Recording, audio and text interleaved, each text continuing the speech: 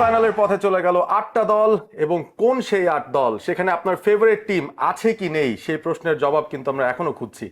Brazil, Netherlands, Germany এতগুলো বড় বড় দল বাদ পড়ে গেছে, পর্তুগাল বাদ পড়ে গেছে, তবে শেষ 8-এ তাহলে উঠলো কারা সেই বিষয়গুলো নিয়ে কিন্তু আলোচনা চলবে। আর্জেন্টিনা মিশর ম্যাচ দিয়ে শেষ হয়েছে রাউন্ড অফ 16 এবং শুরু হয়ে যাবে কোয়ার্টার ফাইনাল আজ রাত থেকেই।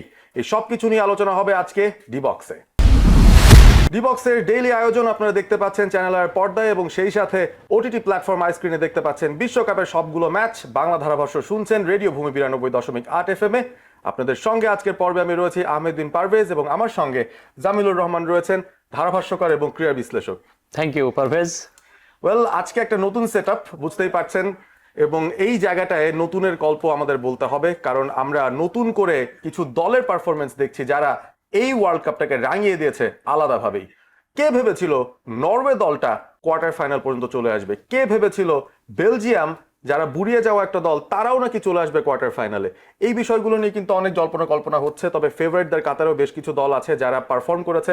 আর্জেন্টিনা, ইংল্যান্ড, ফ্রান্স, স্পেন, অনুমিতভাবে এই দলগুলো কিন্তু চলে এসেছে।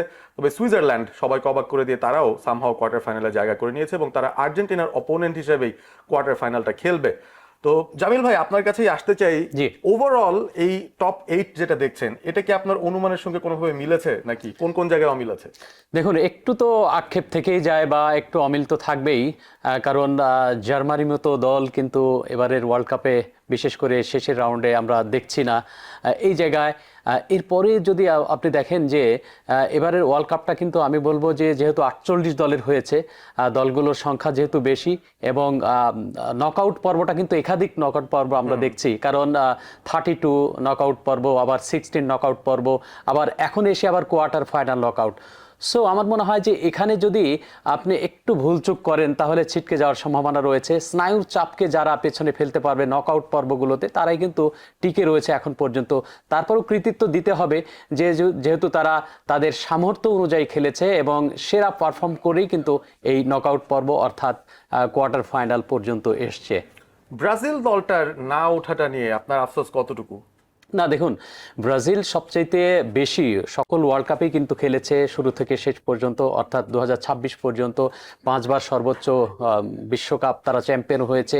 ব্রাজিলের কিন্তু আমাদের দেশে বা সারা বিশ্বব্যাপী একটা ক্রেজ রয়েছে, কারণ ব্রাজিলের সাপোর্টারদের মধ্যে যে একটা গুঞ্জন ছিল এবার হেক্সা জয়ের মিশনে নেমেছে, কিন্তু ওই জায়গায় আমার মনে হয় যে ব্রাজিল একটু পিছিয়ে পড়েছে। নেইমারকে যদি শুরু থেকে, যেহেতু তিনি আনফিট ছিলেন প্রায় 1 থেকে 1.5 বছর পরে বা 2 বছর পরে কিন্তু তিনি দলে দলভুক্ত হয়ে খেলেছেন, কোচ হয়তো সেই রিস্কটা তিনি নিতে চাননি, যার কারণে তাকে অনেকটা শেষের দিকে খেলানো হয়েছে। কিন্তু ততক্ষণ মনে হয় সময়টা ফুরিয়ে গিয়েছিল, ব্রাজিল এই ভুলটা করেছে। আর ব্রাজিল যেভাবে ভিনিসিয়াসকে আমরা দেখেছিলাম, তিনি আগের ম্যাচগুলোতে ভালো খেলেছিলেন কিন্তু সময় মতো আসলে সেভাবে জ্বলে উঠতে পারেননি, যার কারণেই কিন্তু ব্রাজিলের এই পিছিয়ে পড়াটা। এবং ব্রাজিলকে যে দল হারিয়েছে নরওয়ে, তারা দুর্দান্ত ফুটবল খেলছে, ইংল্যান্ডের সঙ্গে তাদের কোয়ার্টার ফাইনাল ম্যাচ, বাট সেইগুলো কিন্তু পরের গল্প। প্রথম যে গল্প সেটা হচ্ছে আফ্রিকা ভার্সেস ইউরোপের, যেখানে ফ্রান্স রয়েছে যাদের প্রতিপক্ষ মরক্কো, 2018 চ্যাম্পিয়ন, 2022-এর ফাইনালিস্ট এবং এবারের ওয়ার্ল্ড কাপের হট ফেভারিটস ফ্রান্স, তারা মরক্কোর মুখোমুখি হচ্ছে আজ রাতেই কোয়ার্টার ফাইনাল নাম্বার 1-এ। এবং মরক্কো তারাও কিন্তু গত বছরের সেমিফাইনালিস্ট। মজার বিষয় হচ্ছে মরক্কো কিন্তু ফ্রান্সের কাছে হেরেছিল 2022-এ। সো এই বিষয়টাকে আপনি আসলে কিভাবে দেখছেন? না, দেখুন, মরক্কো কিন্তু আফ্রিকান চ্যাম্পিয়ন, তারা গত বিশ্বকাপে যেভাবে খেলেছিল সেমিফাইনাল পর্যন্ত, তখনই কিন্তু মরক্কো তারা লাইমলাইটে চলে আসে এবং এবারের বিশ্বকাপটাও ঠিক গত বিশ্বকাপটা যেখানে শেষ করেছিল ওখান থেকেই এবারে বিশ্বকাপটা শুরু করেছে। আবার মজার ব্যাপার হচ্ছে গতবার ফ্রান্সের সঙ্গে যেমন কোয়ার্টারে সেমিফাইনালে দেখা হয়েছিল, এবার কোয়ার্টার ফাইনালে। সেই দিক থেকে আমি বলবো যে মরক্কো তারা একটা প্রতিশোধ নিতে চাইবে এই কোয়ার্টারে। কিন্তু ফ্রান্স যেভাবে ফর্মে রয়েছে, যে ধরনের স্মার্ট ফুটবল খেলছে ফ্রান্সকে হারানো অতটা সহজ হবে না। তারপরে আর কিন্তু মরক্কো দলে কিছুটা ইনজুরি রয়েছে, তাদের যে ফ্রন্ট লাইনের খেলোয়াড় ফরওয়ার্ড সাইবারি, তিনি আজকের ম্যাচে থাকছেন না। সেই দিক থেকে আমি বলবো যে যদি ফ্রান্স এবং মরক্কো এই দুটো দলকে নিয়ে বলেন, তাহলে ওভারঅল আমি ফ্রান্সকে এগিয়ে রাখবো। তবে কিছু কিছু জায়গায় আপনার মরক্কোকেও এগিয়ে রাখতে হবে, যেমন প্রতি আক্রমণে কিন্তু মরক্কো অসাধারণ। এছাড়া রক্ষণ ভাগে মরক্কো আমি একটু এগিয়ে রাখছি ফ্রান্সের চেয়ে। মাঝমাঠটা উভয় দল আমি সমান সমান সমান, তবে আক্রমণ ভাগে আবার কিন্তু ফ্রান্সকে আপনি এগিয়ে রাখতে হবে। আপনি এমবাপ্পে বলেন, দেমবেলে বলেন, তাদেরকে বিট করার মতো তারা যে দ্রুত গতির ফুটবল খেলেছে এবার বিশ্বকাপে, তা অসাধারণ। এবং ওই আক্রমণ ভাগটাকেই আমি এবারে বিশ্বকাপে সকল দলের চাইতে ফ্রান্সকে এগিয়ে রাখতে চাচ্ছি। তো খুব ভালোভাবে আপনি আসলে বিশ্লেষণ করে জানিয়ে দিয়েছেন কোন কোন ক্ষেত্রে কোন দল এগিয়ে রয়েছে। আরেকটু যদি স্পেসিফিসিটিতে যাই, মরক্কো তারা যেই ধরনের পারফরমেন্স করছে, তাদের সাইবারিকে ছাড়াও যে রাহিমি রয়েছেন যিনি ফ্রন্ট লাইনে দাঁড়িয়ে গোল দিতে পারেন, গত ম্যাচটাতে কিন্তু তার প্রমাণ আমরা দেখলাম। এবং আরো ইন্টারেস্টিং ব্যাপার এই মরক্কো দলটার, এই দলে এবং ফ্রান্স দলে পিএসজির একাধিক খেলোয়াড়রা রয়েছেন যারা একে অপরের বিরুদ্ধে খেলবেন এবং একই উইংয়ে খেলবেন। আপনি যদি চিন্তা করেন ফ্রান্সের কথা, সেই জায়গায় কিন্তু ওসমান ডেমবেলে রয়েছেন, সেই জায়গায় কিন্তু ডেজিরে ডুয়ে রয়েছেন, বারকোলা রয়েছেন, তিনজনই পিএসজির খেলোয়াড়। এবং বারকোলা, ডেজিরে ডুয়ে তারা কিন্তু এমন এক প্রান্ত থেকে আক্রমণ করবেন যে প্রান্তে মরক্কোর ক্যাপ্টেন আসবেন আশরাফ হাকিমি, একই দলের খেলোয়াড়, রাইট ফুল ব্যাক পজিশনে হাকিমি খেলে থাকেন। পূর্ব পরিচিত যে বিষয়টা রয়েছে, এই ব্যাটলটাকে আপনি আসলে কিভাবে দেখেন? এটা কি দুই দলেরই সুবিধা না অসুবিধা? এটা যেমন সুবিধা আছে তেমনি অসুবিধাও আছে, কারণ একে অপরের প্রতি খুব ভালোভাবে জানাশোনা আছে যে কোন জায়গায় কার ল্যাকিংস আছে এবং কোন সময়টা কিভাবে আক্রমণ হতে পারে, এগুলো কিন্তু সবই জানা রয়েছে। আরেকটা বিষয় আমি ফ্রান্সকে এগিয়ে রাখতে চাই, যেমন অভিজ্ঞতা বলে কিন্তু ফ্রান্স এগিয়ে রয়েছে। ফ্রান্স যেহেতু দুবারের চ্যাম্পিয়ন, তারা গতবারের রানার্স আপ দল, একাধিকবার তারা সেমিফাইনাল খেলেছে। এবং আরেকটা বিষয় সেটা হচ্ছে সাইড বেঞ্চ, অর্থাৎ দলের স্কোয়াডে যে গভীরতা রয়েছে, এই জায়গায় কিন্তু ফ্রান্সকে অনেক অনেক এগিয়ে রাখতে হবে। এমনও বলা হচ্ছে যে এবারে ফ্রান্স দলটা নাকি দুটো তিনটা দলও যদি তারা মাঠে নামে তারপরেও জাতীয় দলের মতো খেলবে। এই ধরনের গভীরতা কিন্তু ফ্রান্স এগিয়ে রয়েছে। তারপরেও বলা না যায় না, কারণ খেলা তো যেহেতু কোয়ার্টার ফাইনাল, এখানে কিন্তু বাঁচা মরার একটা লড়াই, অর্থাৎ সবাই 100% এফোর্ট দিয়ে খেলতে চাইবে।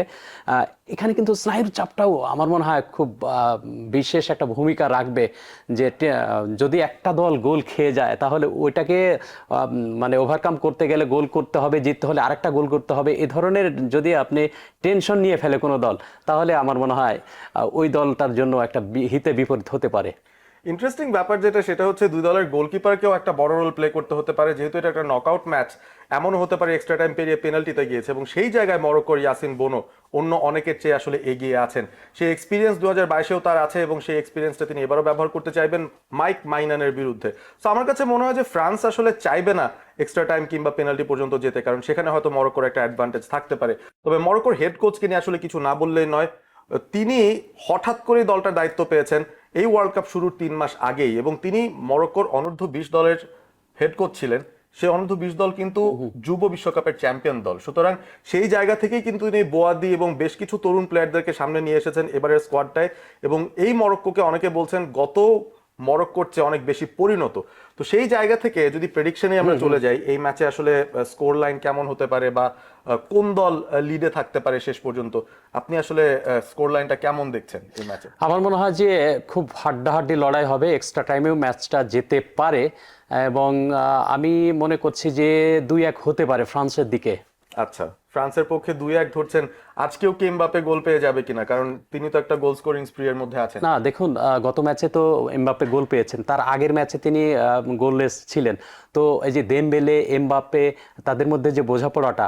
আরেকটা বিষয় যে এমবাপ্পে তিনি যখন আক্রমণে যান শুধু বলের জন্য অপেক্ষা করেন না, তিনি আবার কিন্তু একেবারে মিডফিল্ডে, হাফওয়ে লাইন, এই রিজনটাতে নেমে আসেন, নেমে এসে বলটা গুছিয়ে আবার তিনি নিজেই আক্রমণে ছুটে যান অন্যকে বল দিয়ে। তখন অন্যজন কি করে, ওয়াল পাসের মাধ্যমে সেই বলটা আবার লেফট উইং পেনাল্টি এরিয়ার কাছাকাছি জায়গায়, আবার কখনো কখনো দেখা যাচ্ছে যে পেনাল্টি এরিয়ার ভিতরে বলটা দিয়েছেন। যেমন এর আগে একটা ম্যাচেতে দেখেছিলেন যে পেনাল্টি এরিয়ার ঠিক বাম পাশে বলটা দিয়েছিলেন, ওখানে তার যে বডি রসটা ছিল অসাধারণ, ওই বডি রজেই কিন্তু প্রতিপক্ষ ডিফেন্ডারকে ছিটকে ফেলে দিয়ে তিনি পেনাল্টির মধ্যে ঢুকে গেলে ফার পোস্ট একটা কোনাকোনি শট গোল দিয়েছিলেন। এই ধরনের ক্যাপাবিলিটি বা সামর্থ্য কিন্তু তার রয়েছে। সেই জায়গা থেকে আমার মনে হয় এমবাপ্পের গোল করার সম্ভাবনা অনেক বেশি, এবং তাকে অ্যাসিস্ট করার জন্য ওলিসে ডেমবেলের তারা তো বসেই আছেন। তবে জামিল ভাই এত এক্সাইটেড কেন আপনারা নিশ্চয়ই বুঝতে পারছেন, কারণ তিনি আজকের কমেন্ট্রি প্যানেলে আছেন। আপনারা ডি বক্স দেখছেন, চ্যানেল আইয়ের পর্দায়, আপনারা ওটিটি প্ল্যাটফর্ম আইস্ক্রিনে দেখবেন বিশ্বকাপের সবগুলো ম্যাচ, এবং বাংলা ধারাভাষ্য শুধুমাত্র শুনতে পারবেন রেডিও ভূমি 92.8 FM এ, যেখানে জামিল ভাইরা কমেন্ট্রি করবেন। আজকে খুবই এক্সাইটিং একটা সময় আমাদের জন্য, এবং কোয়ার্টার ফাইনাল 1 দিয়ে শুরু হোক এবারের বিশ্বকাপের আসল মজা। দেখা হবে ডি বক্সে আগামীকাল।